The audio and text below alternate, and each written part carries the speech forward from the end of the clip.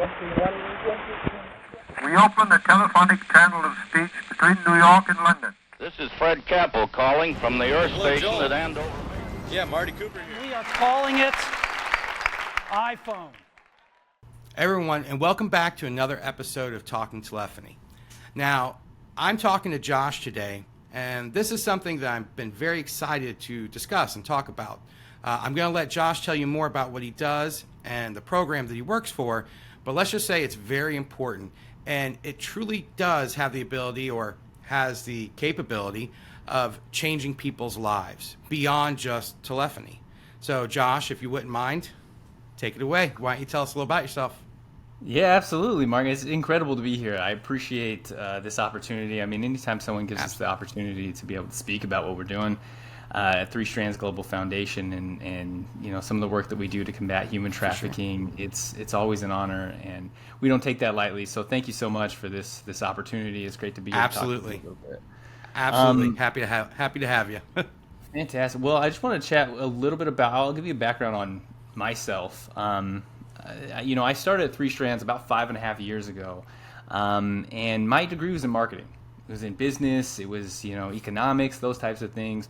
And then from there, I started actually doing, you know, advertising for advertising agency. We worked for clients like Subway and Extra Space Storage. And then eventually I worked my way to Sportsman's Warehouse, which was doing marketing for them, and loved it, was enjoying it. But, you know, after a while, it just kind of started to feel like a grind. And I felt like, you know, there's got to be something bigger that I could do out there in the world, in the community. And I had a friend working for 3Strands, and he started telling me about the work that they were doing, and I thought, all right, well, that could be interesting. That could be something I could invest in. And so I started to check it out. And then I had an opportunity to talk to a survivor of human trafficking, and she shared her story about what she went through. And, you know, it changed my life. I had the opportunity to hear what was happening, what that looked like. And I realized I had a ton of misconceptions around human trafficking and what it looked like. And because of that, I realized a lot of other people probably do too. And so it just sparked this journey in me to say, you know what, we got to do something about this. I got to share this with other people because of the experience that I had. And I felt very, you know, privileged to have that opportunity that they shared that with me. And so from there, you know, I just started to learn about it and had the opportunity at 3Strands and jumped in and you know, 5.5 later, I'm here talking to you. That's awesome. Well, it sounds like you went from very much the private sector or just the corporate world, and then you kind of found your passion or what you truly care about, which, hey, if you're going to find your passion, you know, fighting human trafficking is a heck of a passion. So with that, absolutely. Did it feel like it was, and I don't mean to be, you know, esoteric here or anything, but did it feel like it was your calling? Once you learned about it, once your friend talked to you about it, did it feel like, hey, this is something I truly need to do with my life? Absolutely. And it feels like that every day. I mean, I think every day I wake up, and even a day, I mean, we all have good and bad days, right? We all have ups and downs. For sure. Even in this job, it doesn't matter what you do. There's tough days, and there'll be moments as I'm going through it where, you know, something kind of just all comes together and clicks, and it's like, man, it's almost like it was meant to be. It was almost like this was destiny in so many ways. Like it does have that sense, especially, you know, as you think some things that probably will never work out, like, oh, how are we going to get funding for this? How is this all going to come together? You know, I mean, budgets and all the things that you go through, and it's still a business at the end of the day, right? It's a nonprofit, but it's still a business. And so you got to keep the lights on somehow. Right. So, you know, all the things you go through, eventually, when they start to click and come together, you realize, like, man, this feels like it's something bigger. And you can tell it's bigger than you. And you do have these moments where it's, you know, I'll actually share a quick story about an incredible moment that I had not too long ago, where I was working with a survivor of human trafficking, and she was presenting, and her and I were co-presenting at this event, and this is her first time doing like a real presentation talking about her story. And at the end of it, she had the opportunity they, you know, kind of congratulated her, recognized her, gave her a little certificate, and the whole crowd stood up and gave her a standing ovation. And she was in tears. I was in tears. Like, it was so emotional and powerful. That sometimes you realize, man, this is what it's about, right? And to that point, like that calling, it feels very much like that. Yeah, that sounds amazing, and it's very rare to do something in the business world or corporate world or anything like that where you are truly making such an impact. You know, on an individual basis, on a personal, you know, you can see this person, their life has truly gotten better. You have truly made a difference. That's remarkable. Not everybody gets to do that. There's no better feeling. There's really no better feeling yeah. than that, to see someone really change their life and turn their life around and be able to make that level of impact on a person. Because you know that's going to be, you know, years and years down the road. That's still going to be sticking with them. So for sure, yeah. I mean, that's something that, again, it truly matters. I mean, it truly matters. It's not just because most of what we do, you know, in the telecommunications world, we bring people together. You know, we do what I call make the world smaller. You know, we can all communicate, and it does change people's lives, but not in the individual, personal way that what you do changes lives. So that's got to be exceedingly rewarding. Absolutely, and I'm glad you brought that up, because I think in so many ways, you know, we can all find ways within our own jobs and things that we do to do that, right? Like to contribute in that way. For sure. Because you're right, like, you know, we have our regular jobs and we have stuff that can be this sort of mundane part of life, but there's ways and there's opportunities to be able to make that impact. I mean, honestly, this is what we're doing with the Telecommunications Against Trafficking and Exploitation program, right? TATE is what we call it for short, but that's what we're doing with this program, right? It's a opportunity for anybody in the telecommunications industry to be able to be educated on what to look for as it relates to signs of human trafficking, child abuse, exploitation, things like that, and then be able to identify those when they're out on the job or as they're traveling throughout. Because you're right, telecommunications connects everybody, right? Absolutely, absolutely yeah. everywhere. Yeah. And so there's unique opportunities to recognize stuff that nobody else would see, and because of that, there's an impact that you can make. So at the end of the day, like, anybody can have that same impact in changing somebody's life, and it doesn't take a whole lot. You know, it's a 30-minute training is all it takes to be educated on what to look for and how to respond. So let me ask you this. How exactly do you guys operate? Do you contact, say, subcontractors and contractors and telecom companies and say, hey, can we come give you guys this 30-minute or an hour presentation? Is it online courses? How exactly do you guys reach the community to give them that kind of training?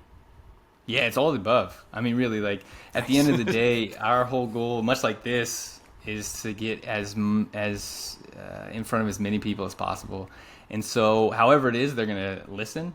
If it's going to be a safety meeting where, you know, they have one every single week or once a month, we'll come and present at that. If it's like, hey, you know, our guys are out in the field all the time, kind of moving, well, we can do it online. We have an online platform that people can jump on and actually take it themselves and get set up. We're also able to embed into any sort of LMS platform where training happens. With like Safety LMS or ComTrain are pretty big ones. We're already built into that system so that anybody who uses that can just, at a click of a button, add it to all of their courses and get all their people set up. Because, you know, that's the thing, is at the end of the day, you have to be responsive to where people are.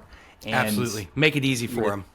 Exactly. And telecom, as we said a bunch now, they're everywhere. And so sometimes they can't be in the office all the time being trained. So we just got to find opportunities to get to them. Well, and it seems like the people you would want to have the training the most are exactly the people that aren't in the office a bunch. Yeah. You want the splicers, you want the linemen, you want the drillers, the locators, because they seem to travel the most. They go and stay at different hotels, different cities. I mean, I can't think of too many other industries that travels as much as our industry. I mean, because we go everywhere, laying fiber, doing repairs, storm work repair. So, yeah, it seems like the ones you really want to have that training are the exact ones not in the office, so you have to make it easier for them. Unless I'm crazy, but... No, you're absolutely not. Yeah, we're trying to actually get an app so that people can download online. We should have that rolling out in the next couple of months where they can actually just do it on their phone and complete it. But you're right. I mean, it's the people who are out there. I mean, everybody can benefit from it, but... our core target market is people actually out there, mobile, on the go a lot. I had talked to one guy who was out 300 days of the year traveling last year. Yeah, which was just crazy. I mean, it's unheard. I mean, that's so unique to this industry. So, but yeah, it's why they're in such a unique position, why they can make a real impact and be able to see things that nobody else can. Well, I know we can't go over the entire process right now, and obviously I highly recommend to everyone watching or listening to go check out the website, check out the training, take it. But if you had just a minute or two to kind of give some, hey, this is what to look out for, just a little advice to somebody, and maybe they're not in the telecom industry, they just happen to be watching this, what would you tell them? What are kind of the big red flags that you'd say, hey, watch out for this and do this?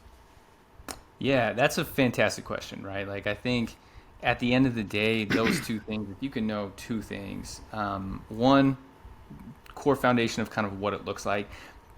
But I would say to most people, really focus on something make you feel uncomfortable, right? We all have something inside us, whether you call it a gut instinct, whether you call it intuition, or, I mean, there's so many different names for it throughout so many different cultures, right? Sure. But the reality is the consistent theme of we have some sense that helps us know when something feels a little off, when something feels sketchy, when something, you know what I mean? Like, there are so many those cases. Those mirror neurons that we have that kind of flash red, and it's like, hey, there's something going on here. Yeah, like Spidey sense. Yeah, we all kind of have that. And Yeah. like, even as kids, like you can recognize, as kids can recognize times where there's like, oh, something feels a little uncomfortable. Well, listen to that voice, right? There's something inside us that we can recognize where something feels a little off. And at the end of the day, the second thing is report it, right? You can reach out to the human trafficking hotline. If you know how to report that specifically, it's very easy to be able to make a report. Even if it's not, you don't know all the things of what human trafficking is, it's pretty easy to make a report. Now, I would say, like, as far as the things to look out for, it's anytime anything might feel just off from what the normal situation is. So if it's something with youth, if they're showing extremely poor hygiene, malnourished, maybe they're fatigued, if you see a noticeably older boyfriend or girlfriend, super controlling, someone that's just being, all their movements are being watched and controlled. If you're traveling consistently, right? Is there a lot of guys going into a hotel room and only guys going out of it, right? Like, for some reason, every hour a new guy comes to a hotel room, that's a huge red flag that you can recognize. That's actually really smart. That's not something I would have thought of just off the top of my head, but it's a very good point. Just in passing, if you see that kind of traffic going into a hotel room, I mean, that's really, I mean, unless they're doing interviews for a TV show or something, that doesn't really seem likely that a bunch of people would be going in and out unless there was something like human trafficking going on. So that's really good. Yeah. There's a lot of different little signs like that you can note and observe throughout what you're, where you're at. I mean, really, hotels and motels is a common place for it. It also happens, at homes, illicit massage parlors. You could see it happening at for labor trafficking, because I sometimes get too focused on sex trafficking. There's both sex and labor trafficking as it comes to human trafficking.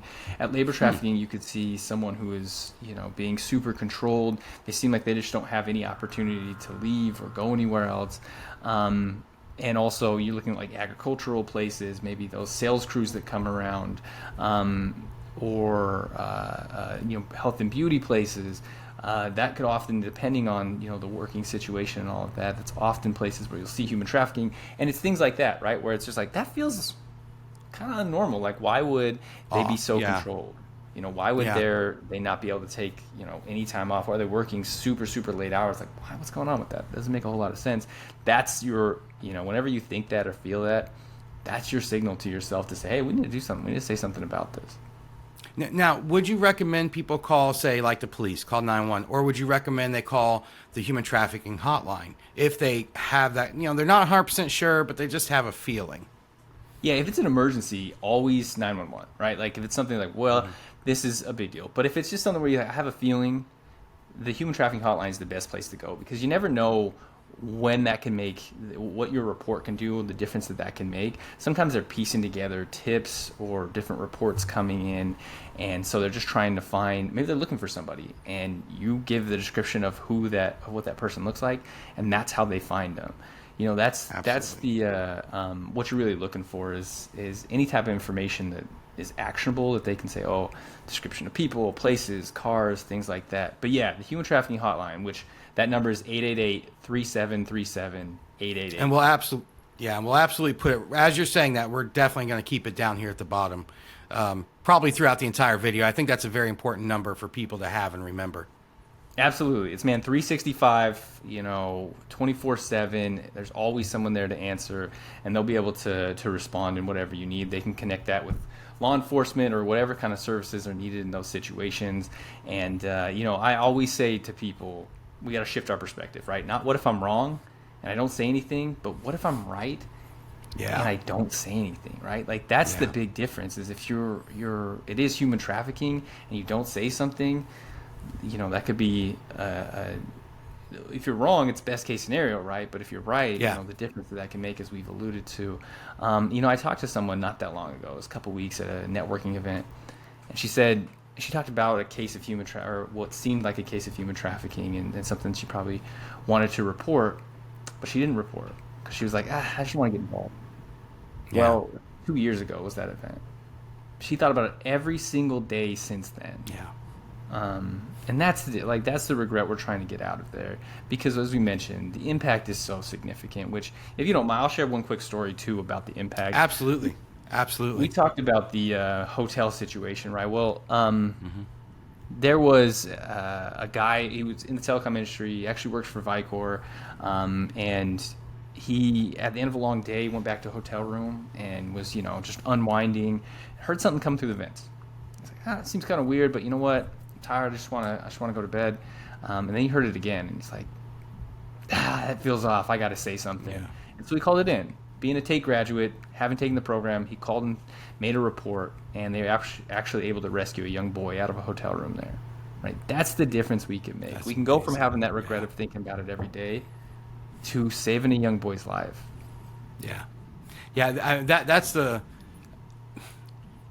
I almost want to say that's a real human reward, because he literally saved that boy's life. It's when you look at it like that, like, hey, I understand that maybe, like the woman you had mentioned previously, maybe it's like, I don't really want to get involved, but you can truly save someone's life.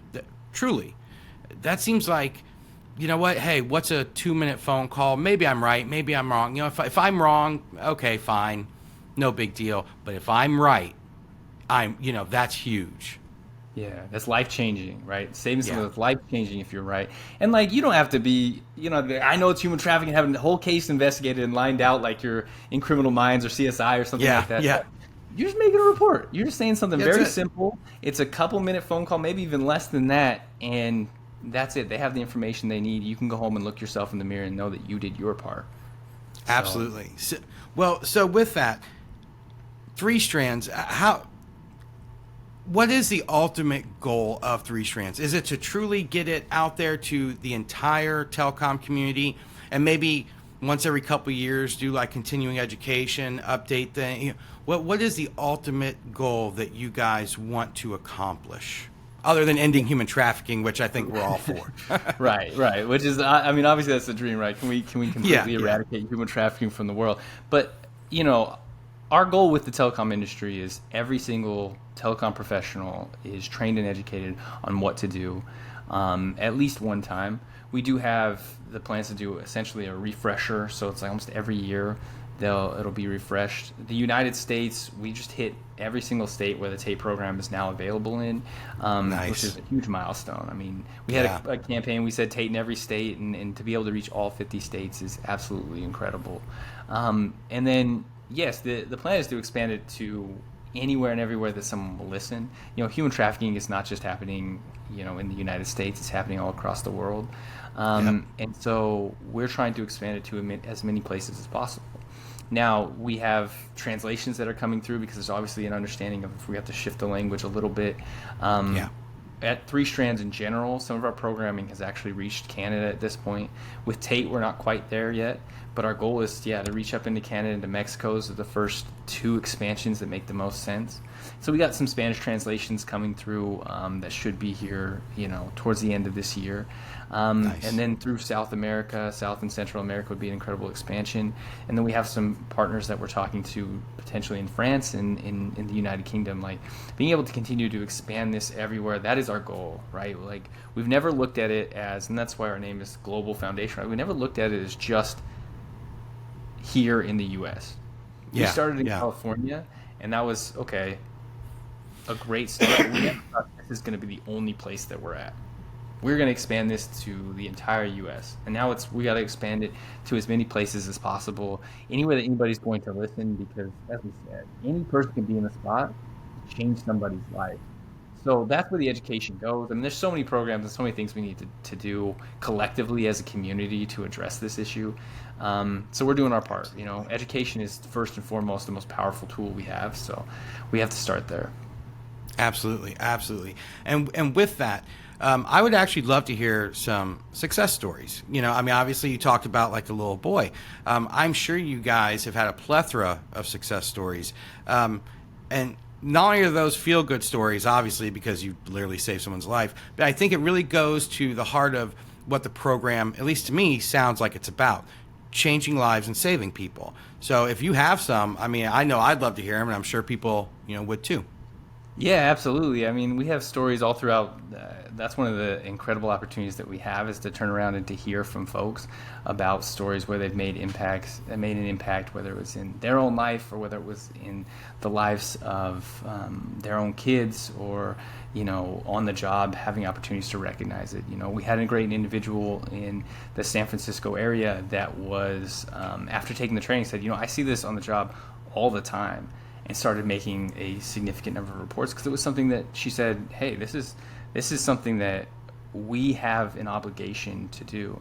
I've heard quite a few from one of our original partners is Apex Site Solutions, and they were one of the first ones to train all of their staff. And we've had a few stories come back from them about the power and the change that it's made in their lives, in ways that they've handled, talking about it with their kids and addressing it there. We've had some great stories of, this isn't necessarily Telecom, but this individual is a bus driver, right? And he took the training and was like, what?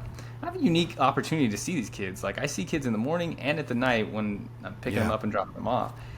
And because of that, he was able to recognize some signs of this individual that kept coming and dropping the kids off and picking them up. Same person bringing them, wearing the exact same clothes every single time. Now, he didn't say, hey, this is a case of human trafficking, right? He said, something feels off about that. For sure, And what that ended up being was, it ended up being a human trafficking case. And all he did was say that little report, and that was the difference that it made. One of the, and again, this wasn't a TATE graduate, but this was based on a report and a tip. One of the largest human trafficking cases that I know of was busted based on just a tip. Someone came in and said, something feels weird about that guy. He has little boys with him all the time. It just seems kind of off. I don't know what it is, but you guys should look into that. And he said that to law enforcement.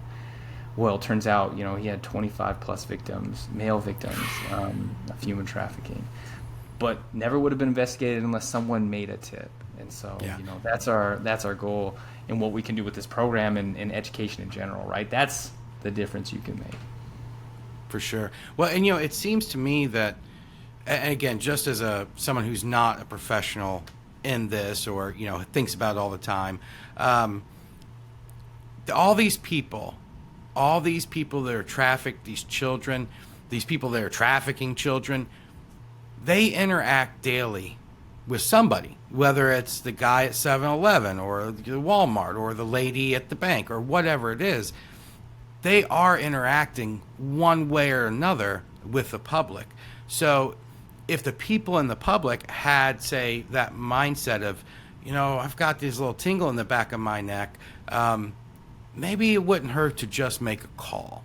Maybe it would, and maybe I'm wrong, and if I'm wrong, fine, but maybe it wouldn't hurt. And I feel like if more people, even myself included, if we thought about it when we get those feelings, that, again, that could be the difference in someone's life or not. And maybe we shouldn't ignore that. Maybe that should be more prevalent in our minds, that, because I guarantee you, everyone thinks like, well, I've never seen a human trafficker. It's like, yeah, but how do you know? How do you know what they look like? How do you know what they're doing? There's no one size fits all. Oh, a human trafficker looks like this. That's not a thing.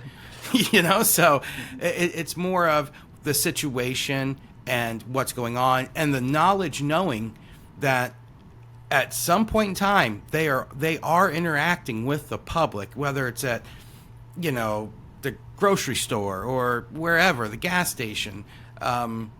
So kind of, I'm not saying to always be hyper aware or anything like that, but if you get that feeling, maybe it doesn't hurt because you realize, hey, as you're saying, as you're pointing out, these people are everywhere. It's going on everywhere, and it doesn't hurt to keep that in mind and say, hey, if I get this feeling, give someone a call. Give human trafficking hotline a call. Yeah, and we're not saying to be paranoid. Like I love that you Yeah. took it in that way of like, throughout our daily lives, there's opportunities for us. If something makes your hair stand on end, or something's just feeling off about it, you have that opportunity to really make an impact. I mean, I appreciate you taking it that way, especially Sure. Learning about this and not having that much time to have heard about it and to interpret this message in that way, because that's really what it's about. Is there's opportunities.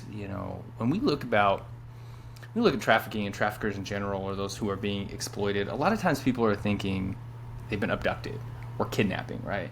And so people don't realize that human trafficking can happen right in front of us in our communities, and these people don't have to actually be taken anywhere. It's one of the things that I've always, the first misconception that we ran into was absolutely people saying, "Oh, this doesn't happen here, right? This is happening somewhere else." And have you seen the movie Taken, Mark? Oh yeah, absolutely. Oh, yeah, absolutely. Liam Neeson kicking indoors. Yeah. I will find you. Right? Special set of skills going on. So, yeah. Great movie, but nothing to do, like, that's not human trafficking, right? Does human trafficking happen that way? Maybe in a very, very rare instance. Far more commonly, what we're seeing is human trafficking is through a grooming process. It's happening to these individuals who are not being abducted or moved anywhere. They're actually staying in the location where they're at. They're being trafficked in the U.S. And so when we initially think about it, we're thinking about this foreign thing. But when we start to understand what it really looks like and that we can make a difference and that it's happening here in our communities, that's when we start to engage with it. That's when we start to see the same way when we started this conversation of like, when I realized there was something we could do and there was a role I could play, I was invested full energy into it. And we all have that opportunity. We all have that place to be, because they are going to be interacting. Like, they're not being abducted and taken somewhere. Kids who are being trafficked could be interacting in school. One of our biggest programs is actually in the school system. It's called Protect. And what we do is we train educators and we actually teach kids in the classroom. And that's because kids oftentimes who are being trafficked show up in class. They're in class every day, and then they go home and they're being abused, or they're being sold to their parent's friend for money or for drugs, and then they come back to class and to school the next day, right? So the reality is... I think what you just said actually is wildly important for people to truly understand. We're not talking about, Jimmy gets snatched up and taken to Venezuela or vice versa. This literally could be going on at the school your child goes to. And maybe that's a thought too. If your child tells you Susie's acting this way, or, this is happening, or that, let that spark a little something in your head that goes, or if it sparks something in your head, you go, hey, I could be wrong here. And I feel like as a parent myself, my first reaction, honestly, prior to talking to you, would have been, well, the teachers, they know these kids. My child's probably imagining it. If something's going on, the teachers will handle it. But that actually seems like the wrong way to take. I mean, maybe the teachers aren't noticing it. Maybe the other kids aren't talking to the teacher about it. And it would behoove you as the parent of this child telling you this, what's the harm? What's the harm in just calling, the hotline, because you might be right. So now, if I'm wrong, absolutely tell me I'm crazy. But that's kind of where my mind goes. Hey, you're hitting it right in the head. Absolutely, Mark. I mean, at the end of the day, and maybe the teachers don't know because they haven't, they didn't have the same education or training about this that they did. Because again, a lot of people are thinking Taken, right? They're thinking that movie and not thinking necessarily that it could look specifically like that, or it could be in the schools. I mean, that's been our biggest focus has been to be able to train that, but well, obviously we haven't reached everybody in the whole planet.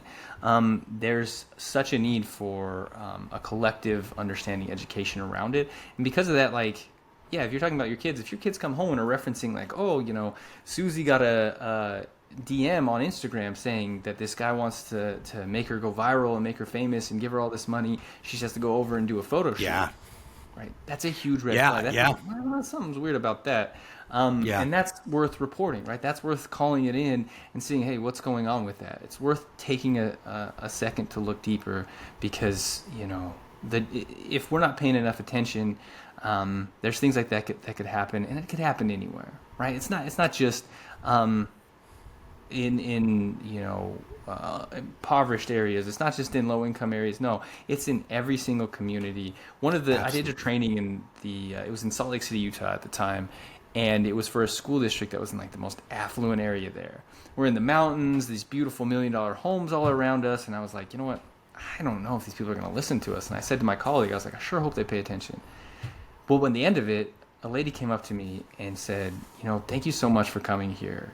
A lot of people think it doesn't happen here, but my son goes to this school and he was actually trafficked. And I realized, if it can happen there, it can happen anywhere. Anywhere, yeah. Well, let me ask you this. I know you don't have a ton more time, but one thing I definitely do want to ask you. Obviously, this program takes funding, it takes time, it takes work, it takes effort. How are you guys funded? Do you take, do people pay for the training, or do you give the training for free and you take donation? How exactly does that work? That's a great question, Mark, because it is, for our ability to continue to provide this, there is some cost. As we talked about, it's still a business. Sure. You got to keep the lights on. There's a need for that, even though we are a nonprofit. For the TATE program, it's completely cost covered. We have just incredible industry partners like Apex Site Solutions and Kenny Blakesley, Legacy Towers, Jim Tracy are incredible partners of ours who have helped sponsor that, and they do fundraisers.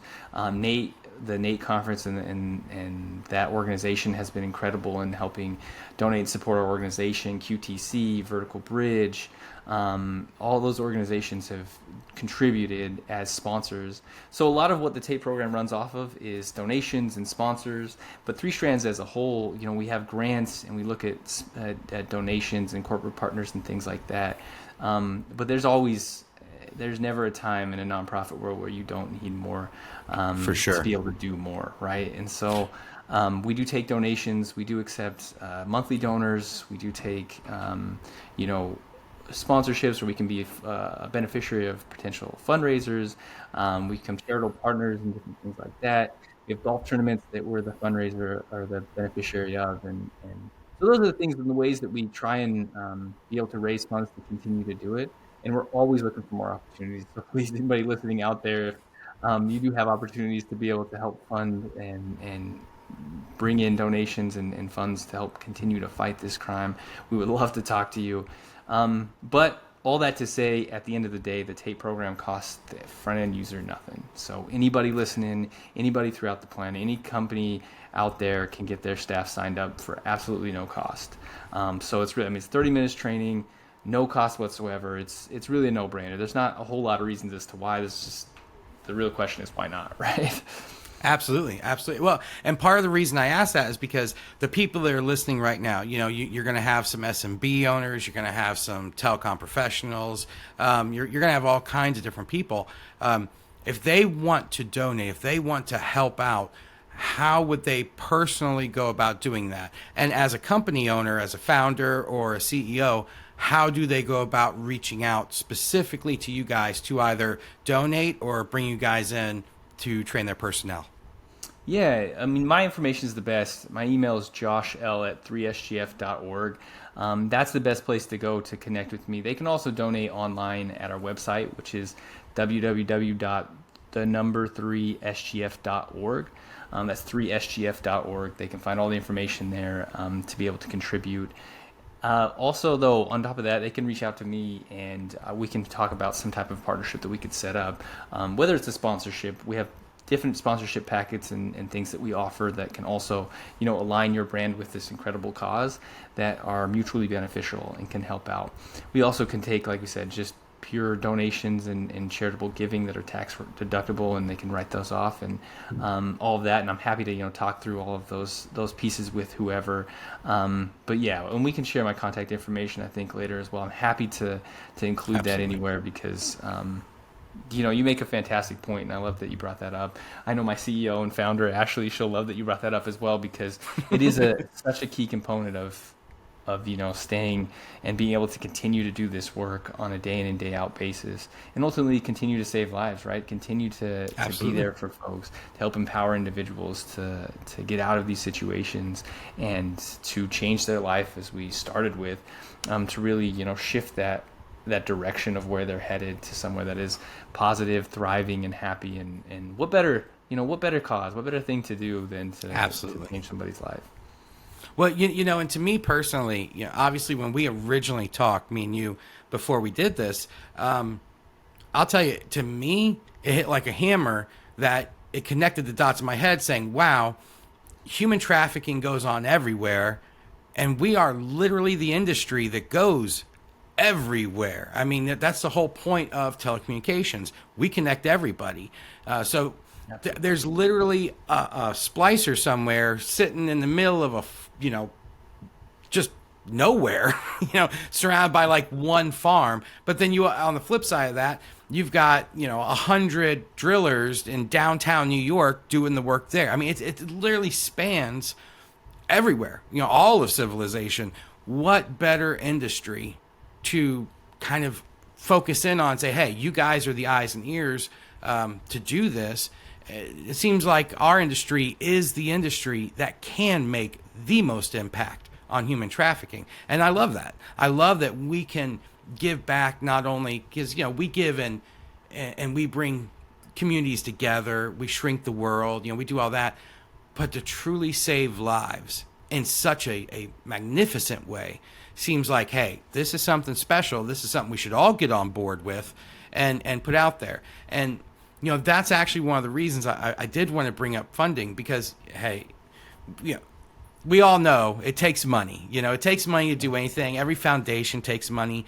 Any of this stuff, it does take capital to be able to get such an important message out there. So it's really important to me personally that we say, hey, this is how you can help. This is what you can do. This is how you can make a difference. I feel personally that telecommunications it truly is the backbone of doing a project like this, of trying to save people. So, and again, that's just my personal thoughts. So that's the response we've gotten from the industry. So it really has been a collective. Every time we explain it, same thing that you just said there. They get it. They realize the role that they can play and the difference that they can make in the lives of people. And they see it's like, oh wait, yeah, we are everywhere. Like, we're on the road a lot. Yeah, and that's all the time.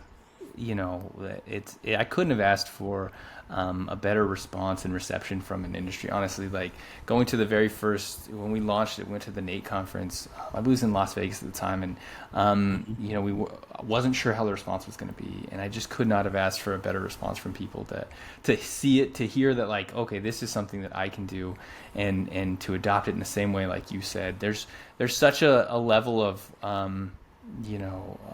understanding in this industry, like, hey, I want to make a difference. I can make a difference. I can make an impact. For whatever reason, it's consistent throughout the telecom industry, which is incredible. We've met so many great people, and yourself included, Mark. Thank you so much for giving me that time. I mean, really, I appreciate that.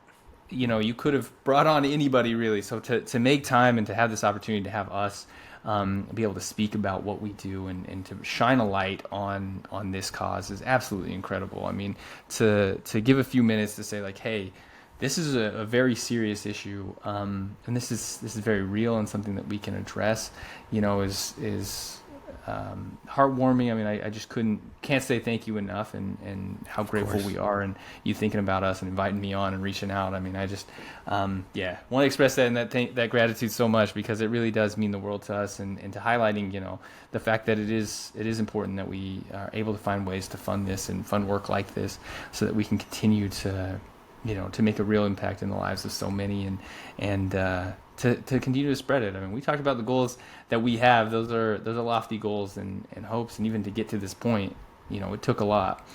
And so there's a lot of great people standing alongside us, and so thank you for joining that and being one of them.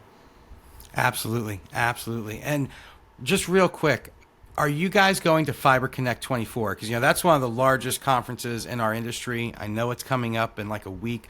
Are you guys going to be there? And if you are, if people are there, how can they find you? Yeah, we're not. We're not going to actually be able to, unfortunately, make Fiber Connect 24 this year.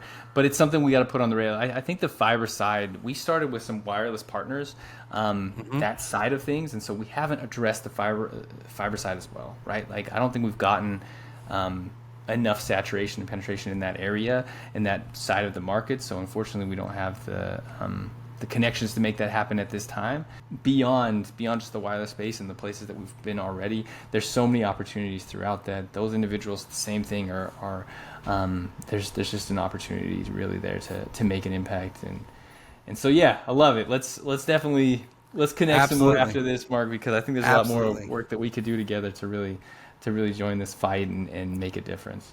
For sure. Yeah, I will. We're going to Fiber Connect 24. We do almost every year. We do a lot of like video showcasing and interviews and things like that with the industry leaders.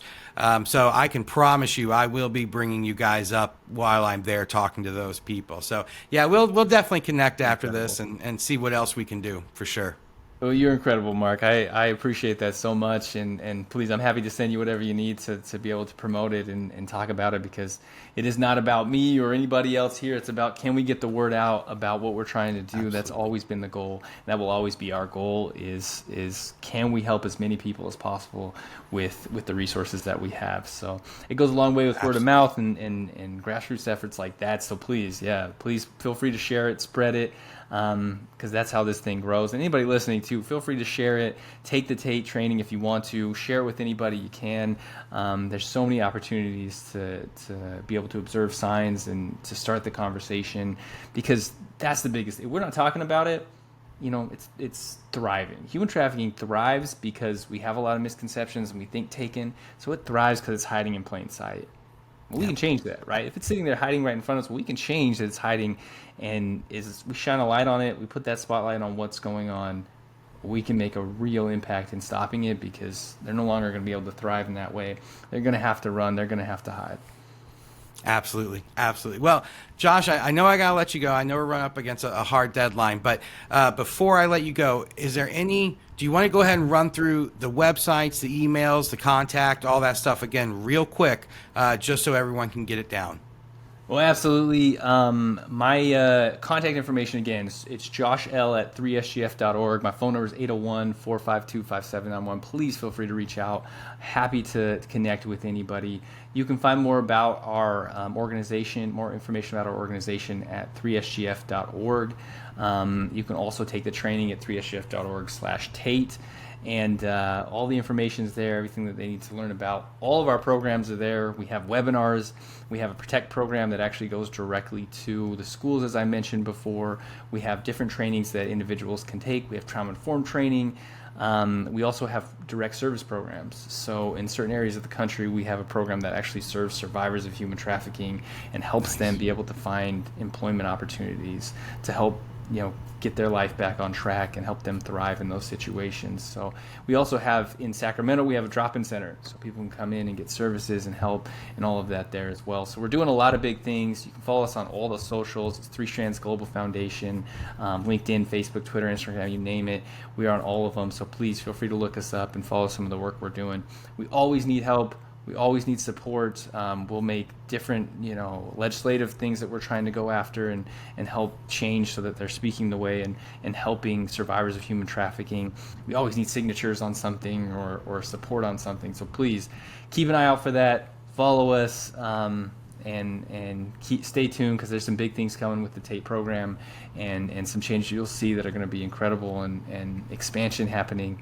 So stay tuned. We'll be announcing more soon. Awesome. Well, again, Josh, I appreciate you coming on here. I appreciate you taking the time to talk about such an important and serious subject, and talking about how us as an industry can help fight that. So again, I just want to say thank you, and to everybody else, listen, contact them, follow them, help how you can. It's important. All right, guys. So again, Josh, thank you so much. Thank everyone for watching. You, man. You're incredible. Absolutely, absolutely. And y'all take care. Bye.